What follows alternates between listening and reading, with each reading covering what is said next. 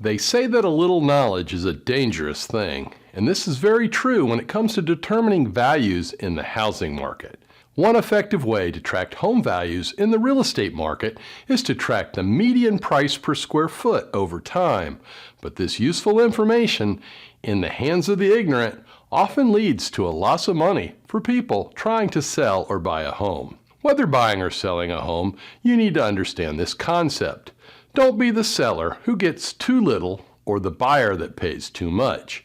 Today's short video is the answer to a frequently asked question: how do you use price per square foot when valuing a home?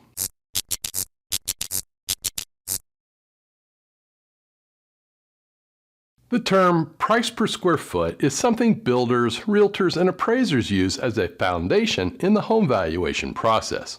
Unfortunately, it's often misunderstood and leads home sellers to mistakes in their initial asking price.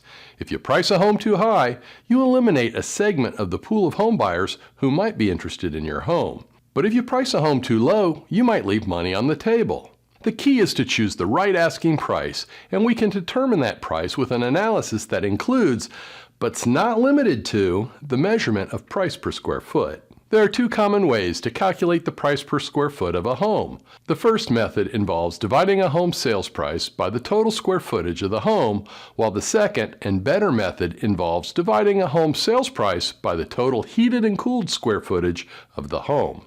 Real estate agents and appraisers often prefer the second method as it focuses on the livable space in a home. Most of the home valuation apps on the internet, like the best one I've provided a link to below, or like the Zillow's estimate a home's value by measuring the price per square foot of nearby homes, establishing an average, and then multiplying it by the subject's home square footage. Basically, the tools determine an area value and then apply that value to all homes in that area. Unfortunately, this simplistic method is almost always wrong.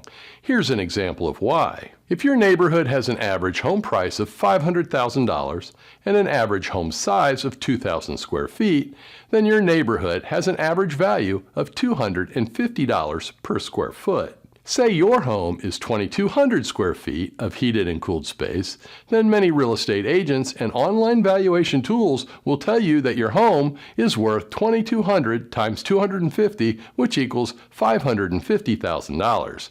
But there's a huge flaw in the logic behind this formula. If you're a longtime subscriber, then you know I produce housing market reports and FAQ videos on a regular basis to help people in the process of moving. If you're not a subscriber, please click the thumbs up like button and subscribe now so that you get all my new content when it is fresh. If you really want to know what's going on in housing, to see and hear the data explained, to evaluate the facts and ignore the hype that is so prevalent online, then subscribe now and I'll keep you in the know. If all else is equal, the price per square foot method is an accurate way to value homes. Unfortunately, it's very rare when all things are equal between two homes. Here's where there are major differences that affect valuations of homes. When considering the two homes we just used as an example, I would want to know several other factors.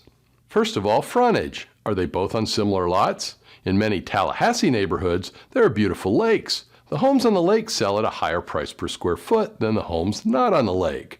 The same can be found in golf course neighborhoods and neighborhoods that back up to busy streets. The value of the dirt is different throughout a neighborhood. And here's a final thought on the land underneath the home. If you use the average price per square foot approach to home valuation, two homes out in the country could be grossly misvalued. Imagine a 2,000 square foot home on an acre versus a 2,000 square foot home on 100 acres. Many models would give them a similar valuation. The second point is maintenance. Are they maintained similarly?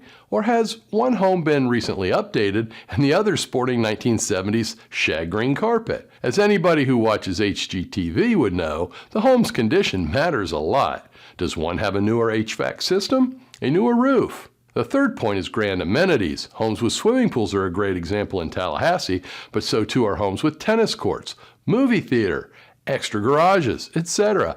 How does adding a pool change the square footage of a home? It doesn't. Does that mean a pool adds no value to the home? And finally, the source of the square footage measurement. Different areas have different norms, but square footage calculations in Tallahassee typically come from a recent appraisal or the property tax appraiser's online portal.